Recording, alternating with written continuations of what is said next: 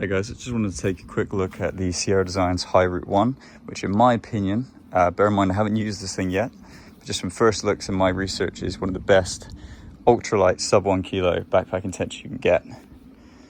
So a few features. This tent can be used in many ways. It can be used in this way, which has both the inner and the outer. You can use it just as a tarp tent alone, so just the outer, and you can just purchase the outer on its own. You can currently purchase that from Decathlon for a very, very good price. There's two versions. So there's the European, which tends to be green, and then there's the American version, which I believe is slightly heavier for some reason, I don't know, which is this nice blue, yellow and grey colorway. This was my preference. I don't so much like green tents just because where I go backpacking, I want to be seen if I need to be rescued, so I always tend to go for the brighter colors. And it just looks nice. I think it just looks like a nice tent. It's not the best pitch at the moment. I need to fiddle around with it a little bit. But this is as good as I can get for this video, basically. Yeah, super nice sub 1 kilo. Silicon nylon design. There's loads of really, really nice features. So one of the features I like is it's got a door on both sides. So for a one-man tent, that's pretty much, you know, a pretty rare thing.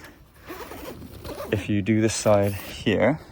So we have a small door this side, and on the opposite side you have a much larger door with a smaller vestibule right here on this side.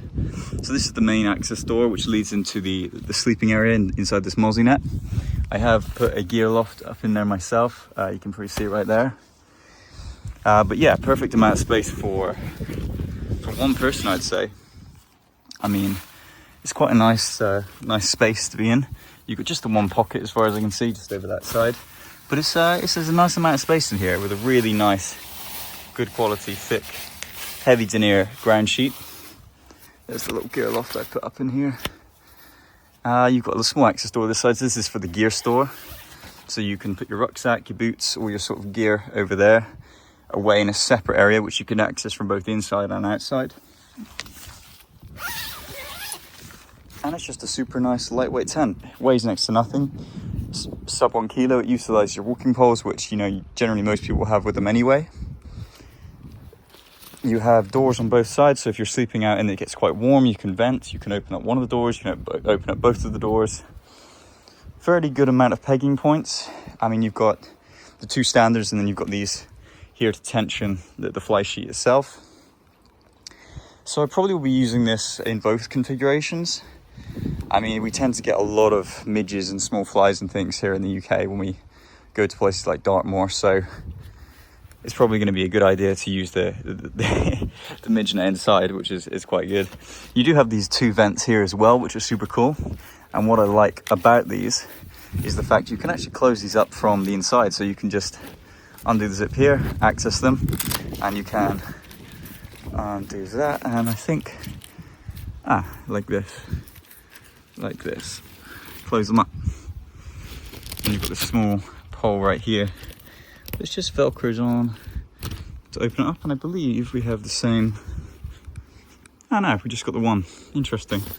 Didn't realise that. But yeah, we just got the one. But you know, that's all right.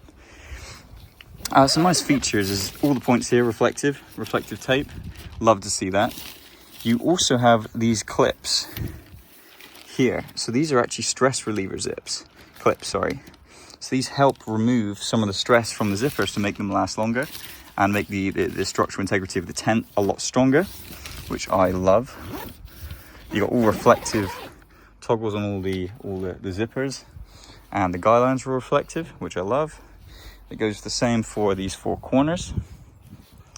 The pegs included I actually like. I don't usually like pegs that are included, but they're these kind of triple spike, I don't know what you'd call these. They're really, really lightweight, but pretty strong in my opinion. I found these over the years pretty strong. And I have got some MSR snow anchors to put with it for whatever reason. I probably won't ever use those with these tent, but I like to keep some with all of my tents just in case. Yeah, so really nice tent. It's really well designed. It's color coded, so you got the yellow on the three corners, then red on the one corner. So when you're putting the inner tent in, you know exactly where that goes. Is outer pitch first. Well, actually, it's kind of a weird one because technically you can leave the inner inside the tent and pitch all in one. I don't really like to do that because it just makes things a little bit more difficult, in my opinion. especially when putting these things up. So it's outer pitch first for the most part. You can choose to have just the outer, or you can have just the inner. If it's a super hot day, you know there's going to be no rain, just use it as a bug net, which is super cool. Again, uses the trekking poles.